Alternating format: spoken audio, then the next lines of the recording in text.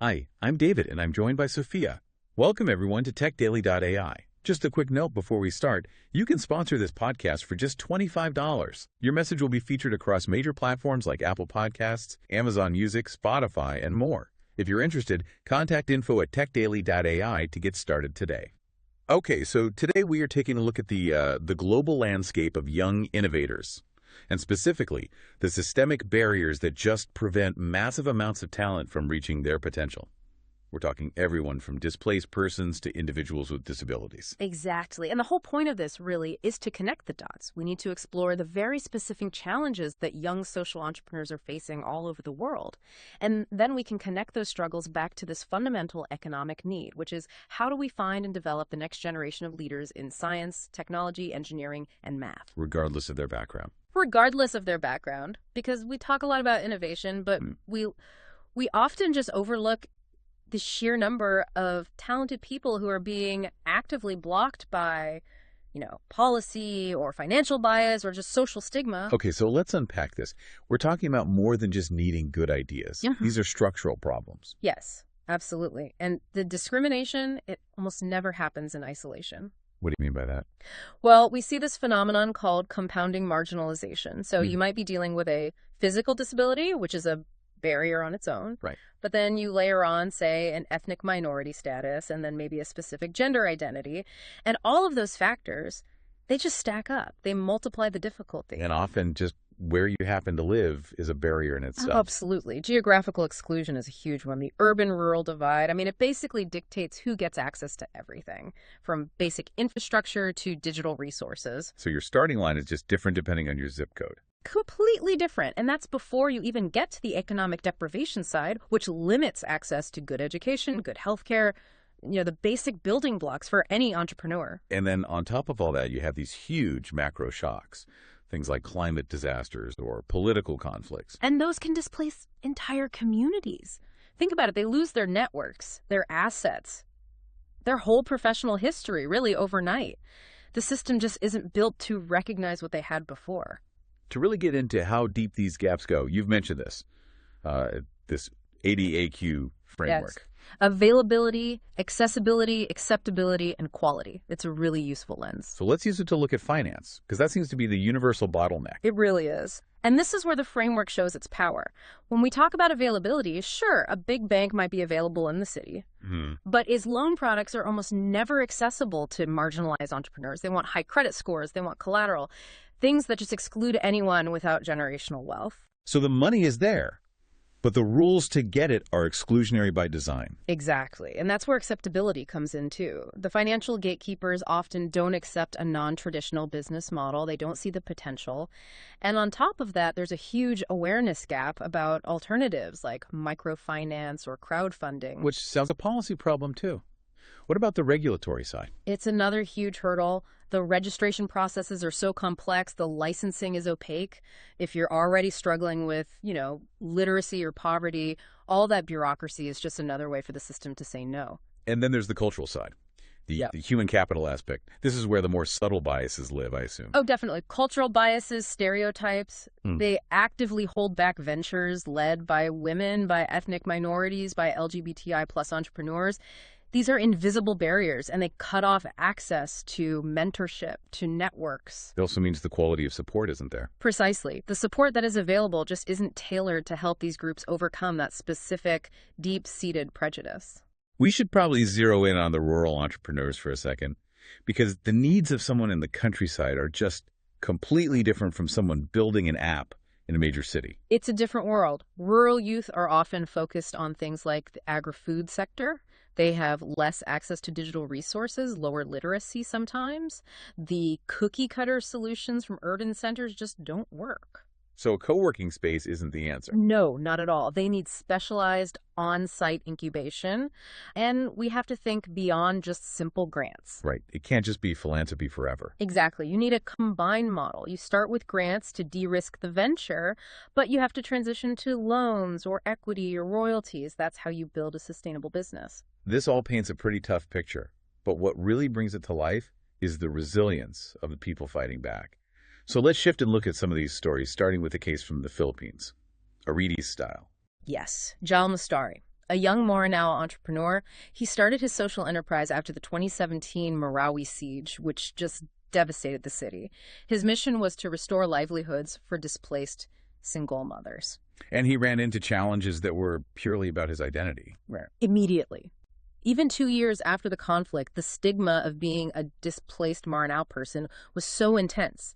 So intense they couldn't even rent office space in nearby cities. Landlords just saw them as unacceptable. Wow, that's deeply unfair. So how do you innovate your way past that kind of social barrier? You use your culture as your strength. Array's style creates these beautiful fashion accessories using lankit, a traditional Maranao weave. It celebrates their culture, it creates a high-quality product, and it restores dignity and income. And when the pandemic hit, they didn't go to a bank. No, they couldn't. They turned to the community. They successfully crowdfunded over 100,000 Philippine pesos, which is about $1,800. It shows that where traditional finance fails, community can step in. Let's move to Thailand now. The story of Friendly Dev, which is just... It's such an example of overt discrimination. It really is. This is Wasan Pangpunju's story.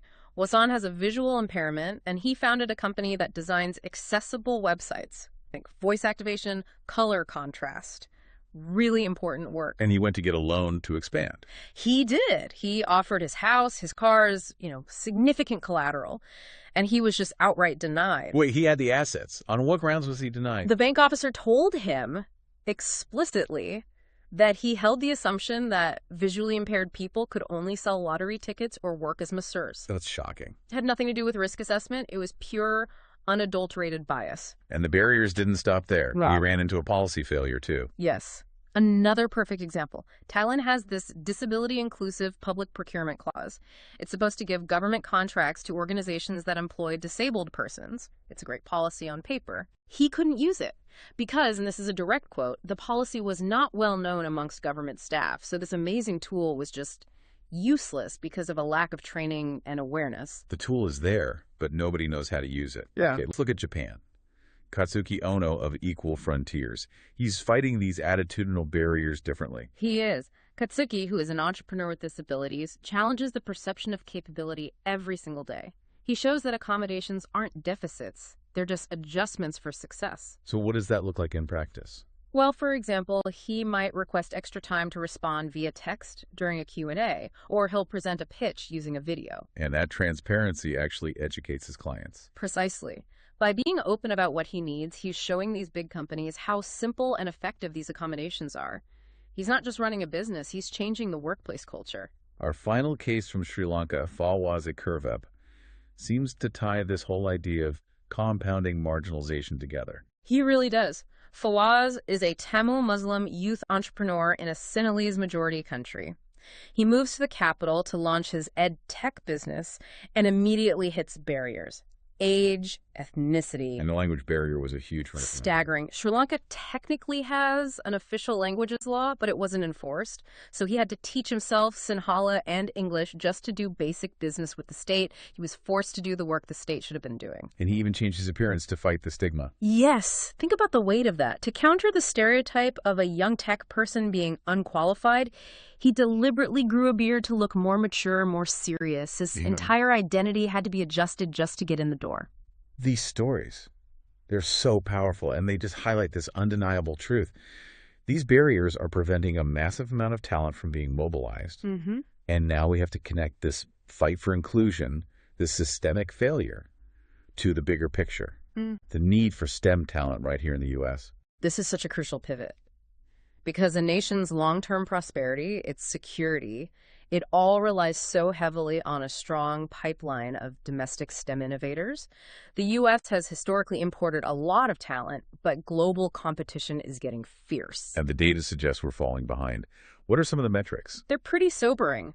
If you look at the 2006 PISA test, U.S. 15-year-olds in the 90th percentile. So our absolute top students scored below their peers in 29 other countries in math. 29. Wow. We're just not competing at the highest level globally. And what's worse, we're seeing a decline in interest from our brightest students internally. How so? Between 1992 and 2000, the number of top-achieving U.S. students who planned to go into science and engineering graduate study dropped 8%. The drop in engineering was 25%. We aren't inspiring or challenging our best students. It sounds like we have this massive pool of potential innovators that we're just missing. Where are we overlooking them? There are two major gaps. The first is the equity gap. Talented students from low-income and underrepresented minority backgrounds. They are just routinely unrecognized. They lose ground at every single stage of their K-12 schooling. And why is that? It's not motivation. No, it's purely systemic. They don't have access to the same quality of mentorship, the high-level AP or IB courses, the resources you need to sustain advanced learning. The potential is lost before college even enters the picture. And the second gap is even more structural. It's about how we measure ability in the first place. Exactly. This is the spatial ability gap. Future success in STEM isn't just about math and verbal skills, which we test constantly. It's also strongly linked to spatial ability. Okay, so define spatial ability for us. It's the capacity to generate, retain, and transform visual images in your mind. Think of an architect, a mechanical engineer, a surgeon. That skill is absolutely vital for them, but we almost never measure it. And if we don't measure it, we can't find the students who are good at it. How big is the missed opportunity here? It's enormous. Our current math and verbal tests, they miss a staggering 70% of students who score in the top 1% on spatial ability tests. 70%. Just imagine that loss of potential. We're excluding the person who struggles with rote algebra, but can perfectly visualize a complex machine in 3 dimensions. Even though we know that skill predicts success. We know it. The data is clear. 90% of STEM doctorate holders scored in the top quartile of spatial ability when they were teenagers.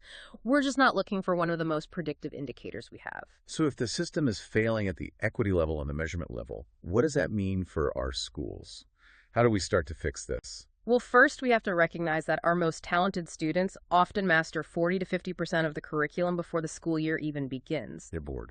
They're bored. They need acceleration and enrichment to avoid just checking out. If you bore a talented kid, you risk losing them for good. So this requires more than just the standard textbook approach. It requires formal and informal programs working together.